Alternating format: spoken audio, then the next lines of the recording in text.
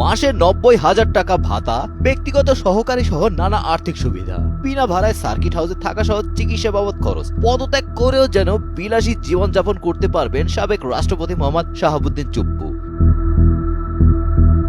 রাষ্ট্রপতির অবসর ভাতা, আনুতোষিক ও অন্যান্য সুবিধা আইনে বলা রয়েছে, কোনো ব্যক্তি রাষ্ট্রপতি হিসেবে কমপক্ষে 6 মাস দায়িত্ব পালনের পর পদত্যাগ করলে বা মেয়াদ শেষ হলে মৃত্যুর আগ পর্যন্ত তিনি সর্বশেষ প্রাপ্ত মাসিক বেতনের 75% হারে অবসর ভাতা পাবেন। বর্তমানে রাষ্ট্রপতির মাসিক বেতন 1,20,000 টাকা হয় মোহাম্মদ শাহাবুদ্দিন চুপ্পু প্রতি মাসে 90,000 টাকা অবসর ভাতা পাওয়ার যোগ্য হবেন।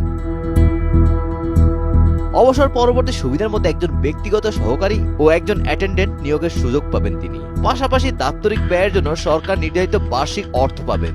একজন মন্ত্রী সমমানের চিকিৎসা সুবিধাও প্রাপ্ত হবেন এই সাবেক রাষ্ট্রপতি।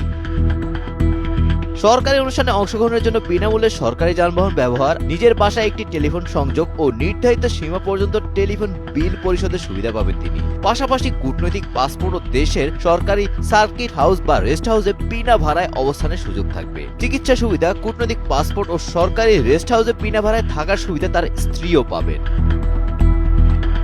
তবে নৈতিক স্থলনজনিত অপরাধে আদালতের মাধ্যমে দণ্ডিত হলে বা উচ্চ আদালত তাকে অসাংবিধানিক বা অবৈধ রাষ্ট্রপতি হয়েছেন বলে ঘোষণা করলে এসব সুবিধা বাতিল হতে পারে।